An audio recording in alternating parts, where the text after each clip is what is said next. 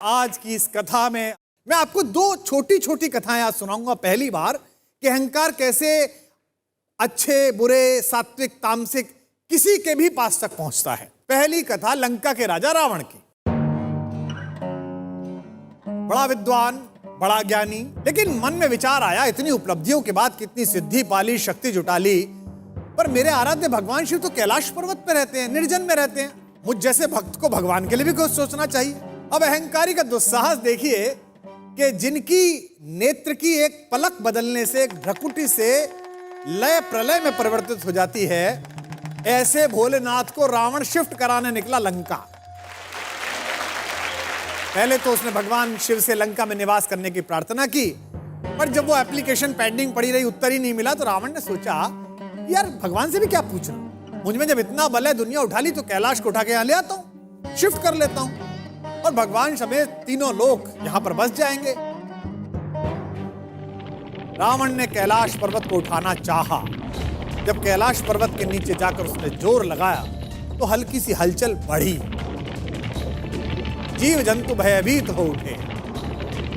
जब रावण ने थोड़ी और ताकत लगाई तो कैलाश थोड़ा सा और ऊपर उठा।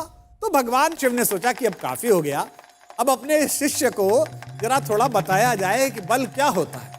तो भगवान ने अपने अंगूठे से धीमे से कैलाश को दबाया।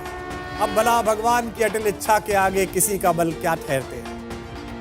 रावण से वो पर्वत टस से मस नहीं हो पा रहा था और इसी क्रम में कैलाश पर्वत के नीचे उसका हाथ आ गया। हम अक्सर अहंकार में अपना हाथ यानी कि पुरुषार्थ फंसा लेते हैं। हाथ ऐसा फंसा कि निकला नहीं। रावण ने पूरी शक्ति लगाई और जब फंसा हुआ हाथ बिल्कुल निकाल नहीं पाया, तब उसे समझ में आ गया और अंततः उस तथाकथित बलशाली को उसकी प्रार्थना करनी पड़ी। भगवान शंकर ने इस प्रार्थना को सुना और उन्हें समझ आ गया कि अब इस मूर्ख को, इस अहंकारी को अकल आ गई है। तब उन्होंने उसका हाथ मुक्त किया। ये तो पहली कथा थी। इस कथा के क्रम में अगले भाग पर मैं एक ऐसे सदाचारी व्यक्ति का अहंकार आपको सुनाऊंगा, ईश्वर जिसका मित्र है।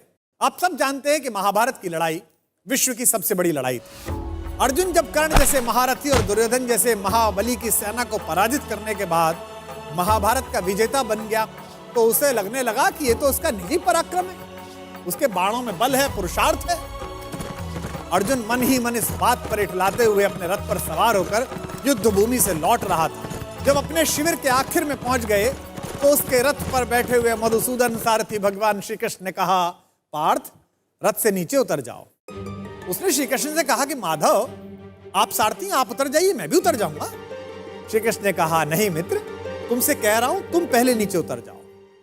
जब यह विवाद थोड़ा बढ़ा तो अर्जुन के ठीक पीछे खड़े हुए धर्मराज युधिष्ठिर ने कहा, द्वारिकाधीश अगर कोई बात कह रहे हैं तो उसमें कोई संकेत है। अर्जुन को कुछ समझ तो आया नहीं। भ्रकुटी पर ताव देकर थोड़े अनमने भाव से अर्जुन रथ से नीचे उतर गया। अर्जुन के नीचे उतरने के बाद सब लोग जाने लगे तो कृष्ण जैसे ही रथ के नीचे उतरे, रथ में एक भयंकर विस्फोट हुआ और रथ छोटे छोटे टुकड़ों में बट गया। विजय का सिंहासन सामने देख रहा था जो अर्जुन, जिसके सिर पर विजय का ताज था, उस अर्जुन ने पलट कर देखा तो माधव मुस्कुरा रहे थे और रथ जल रहा था।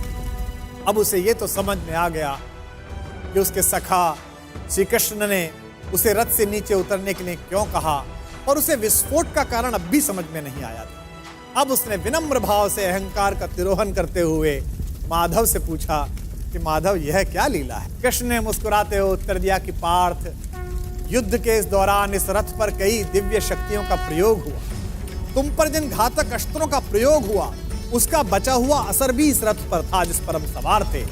लेकिन वे सारे अस्त्र शस्त्र और वे घातक शक्तियां केवल इस कारण से काम नहीं कर रही थी कि मैं वहां उपस्थित था। अगर आज मैं इस रथ से तुमसे पहले उतर जाता अर्जुन, तो इस युद्ध को जीतने के बाद भी तुम जीवित ना हो। अर्जुन की आंख खुल गई। उसे यह एहसास हुआ कि विश्व की जिस सबसे बड़ी विजय को वो अपना निजी पराक्रम मान रहा है, वो केवल उसकी उपलब्धि नहीं बल्कि उसमें ईश्वर के उस अंश की सद्भावना है जिसे मधुसूदन भुवन मोहन कन्हैया कहा जाता है। ये कथा ये बताती है कि सिद्धियों के मद में खुद को इतना शक्तिशाली मत समझो कि जिन्होंने हमें सिद्धियां दी हैं उन्हीं को आप आंखें दिखाने लगो। याद रखिएगा, आपकी प्रत्येक सफलता के पीछे कृष्ण जैसे ऐसे असंख्य लोग हैं जिनकी चुपचाप और अदृश्य शुभकामनाओं के कारण आप इस विजय रथ पर सवार हुए हैं। जब भी आपको यह लगने लगे कि आपने ये ऐतिहासिक उपलब्धि स्वयं की बुद्धि शक्ति के कारण पाली है, तो बस उन लोगों के बारे में सोचिए जिनके सहयोग के बिना आपकी ये यात्रा इतनी आसान न होती।